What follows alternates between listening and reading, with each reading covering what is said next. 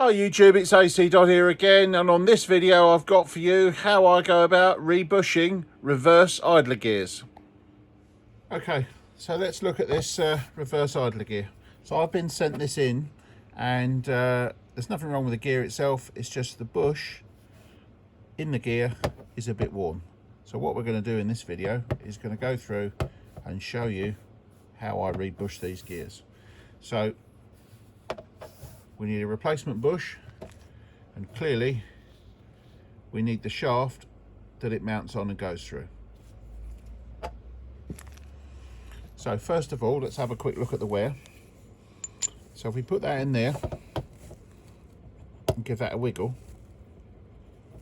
that's not too bad, all right? But this particular customer who sends me these really likes these to be snug. So I will make sure that when we machine that, that becomes very, very good fit. I get my bearings from Mini Spares, or you can use Guessworks. John keeps a good stock of these bushes as well. These bushes used to come in, back in the day, they used to come in a short or two-piece version, so you'd have two pieces, one would go at each end of the gear. The problem with those bearings is they would tend to walk out of the idler gear, so you would end up having problems not being able to select gears and things, because it would hold the gear off from being in its home position and then cause a problem with the gearbox, meaning it had to come out to be rebuilt. So if you're doing these and you have any of the older bushes, new old stock ones, don't use them, just fit these later solid bush types. Now interestingly, back in the old days of the rod change gearbox, they only used to use this solid bush, but at some point in the late 70s, early 80s, they actually went to a two-piece bush, I suspect to save a bit of money, but actually it caused a service issue, so the later gearboxes went back to the solid bush. So only the solid bush to be used really if you want it reliable. Okay, so first operation, we're going to put it in the press, and we're going to use this mandrel. This is a 20mm piece of hardened steel, and it's the same tool I actually use for pushing out gudgeon pins on pistons, but it's the right size to push that bushing out. And because obviously the bushing's long, we're going to push it into a hollow socket, so we've got room for that bearing to go all the way through. Not much to see here, but we'll just pump that all the way down. So you can hear the pump going, and you can see the mandrel going all the way down. That's it, and I think we're out. And we'll see where we are. Perfect. Okay, so now we've pushed the bearing out, you can see that that's just the steel gear. What we're going to do before we push the new one in is we are going to give that a good clean and a wire brushing, so that's nice and shiny and gets all the crap off it. And then we're going to push the bearing in, and then it will be ready for machining. So first up, a little bit of a wash. So I'll just use paraffin, kerosene, whatever you want to call it, just to give that a wash, and a brush to get it all worked in. And we go inside,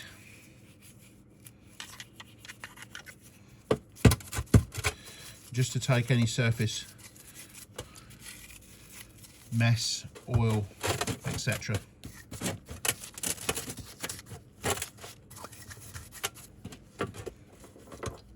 I have a couple of different types of brushes.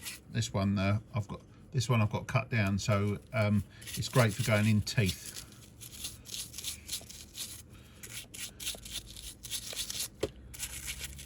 Don't worry about the colour of this. This is only to get rid of the heavy greasing, and then we'll clean that off, and then we'll go over to the wire brush.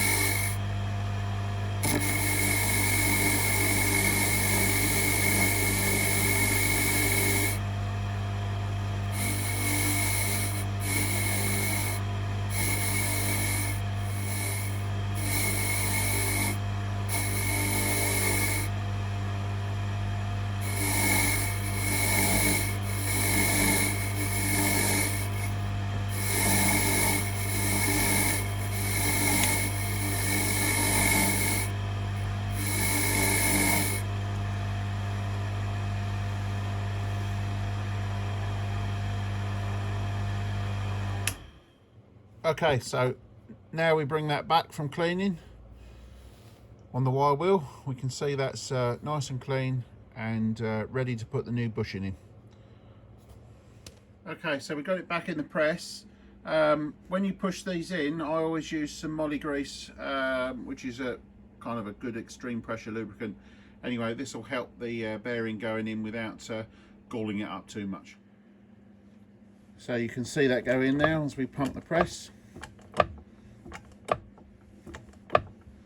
And we just go all the way down till it's just a little bit below the surface.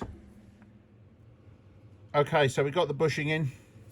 As you can see, we pushed it in so it's a little bit flush, a little bit below flush on each side, like so. The next thing we need to do is, in order so it sits flat in the chuck, we're just going to lap the back face there to take any burrs off the teeth so that it sits nicely in the lathe chuck, and then it's ready to go over and be bored. Okay, so we're over here on the lathe, and first job is we're going to take the shaft that gear runs on and we're going to polish it.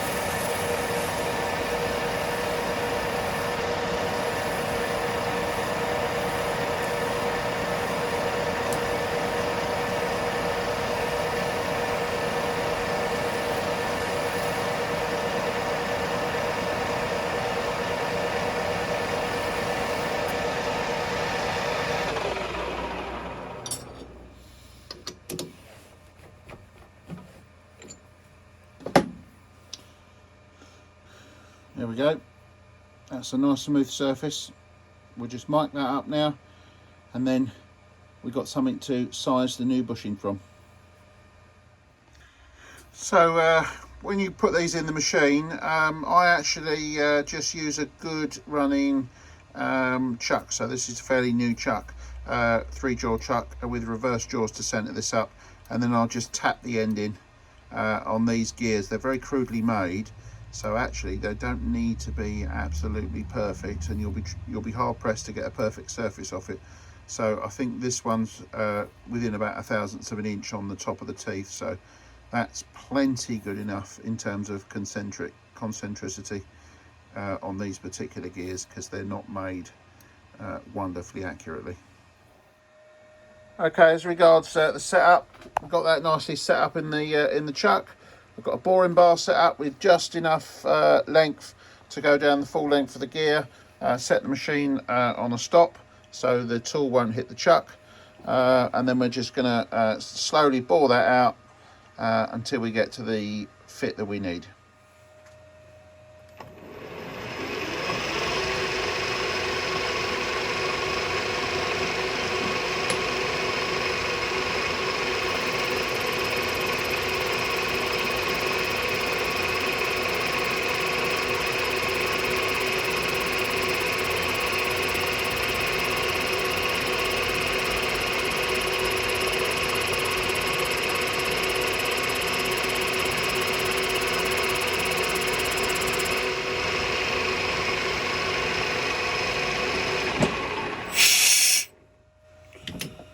See where we are now? We've only just touched on one side, so a little bit more to go yet to clean that up so we can get a measurement.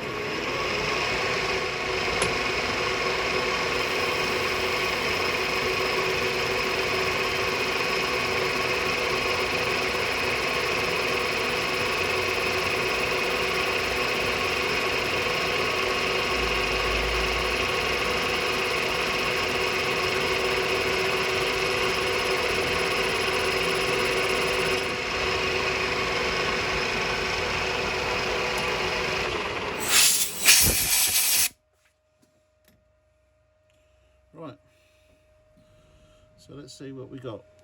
Still not cleaned up all the way around. So let's take another cut.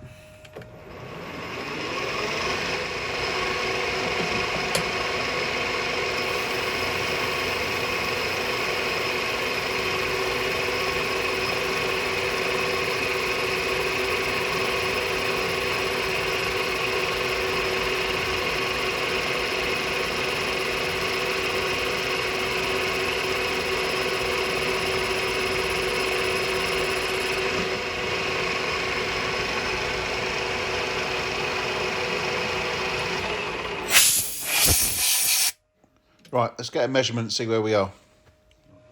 I use telescopics for this measurement.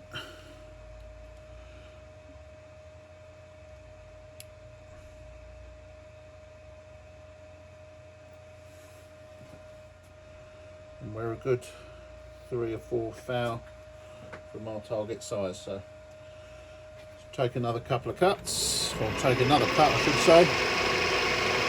And then it should be somewhere near.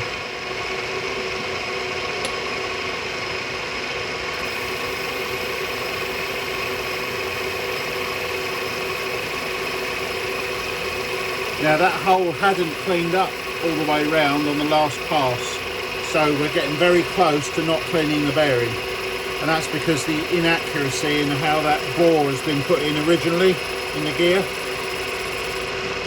So hopefully we will find consistent metal before we run out of diameter, and we're very nearly perfect on that now. So another measure. See where we are. Well, we're about 1.5 hours, I think, from where we want to be. So we'll put that cut on.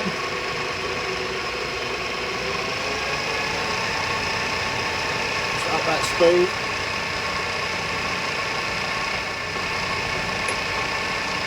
See where that ends up.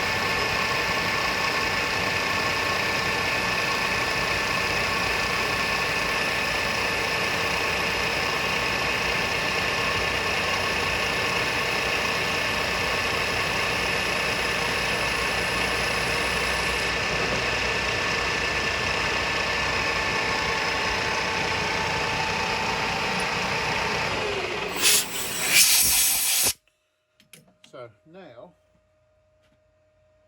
I'm actually not even going to measure that, so I will use the shaft. Okay, just make sure that's clean, and we are very tight now, so I think we just need a clearance pass, or maybe 2, and I think we're going to be there.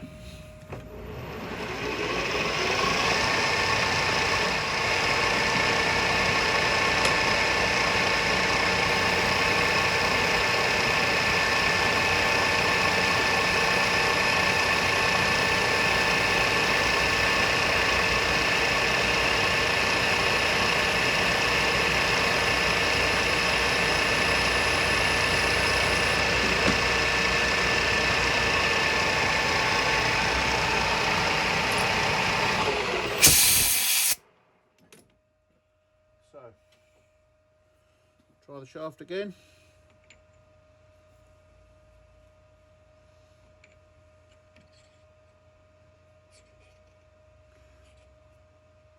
So it goes in, we're at transition stage now, so just not quite all the way through.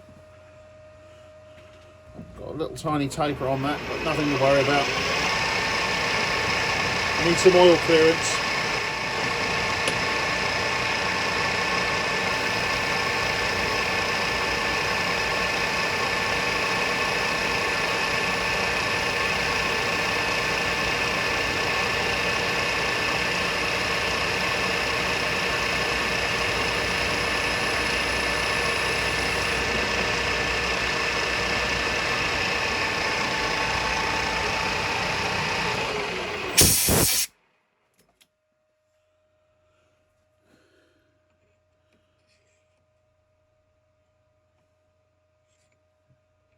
And there we go. So that goes all the way down, and there's very minimal play. So that is exactly how I want it.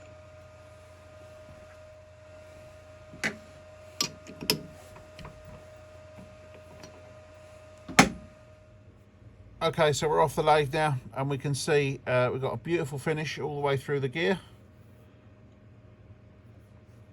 Look at that, both sides, and you can see that lathe has finished that perfectly. So let's just try our shaft. Now, there's virtually no rock in that at all. So that is absolutely ideal. Okay, just so you know what we're talking about here, I've just measured the clearance over that shaft, and I bored that to be 8 to 12 tenths of clearance over that shaft. So about 1 thou is all you need, and that will give you a very long lasting, very nice shifting reverse idler. Okay, once you oil the shaft, you can do your own test, but this is what it should look like with 2050 oil on. So that shaft should glide through, but it shouldn't just drop out easily. Okay, so that's all ready now, ready to go back to the customer. If you need these done, then please drop me a line, send me a PM. As ever, please like and subscribe and share, and I'll see you soon. Thank you very much.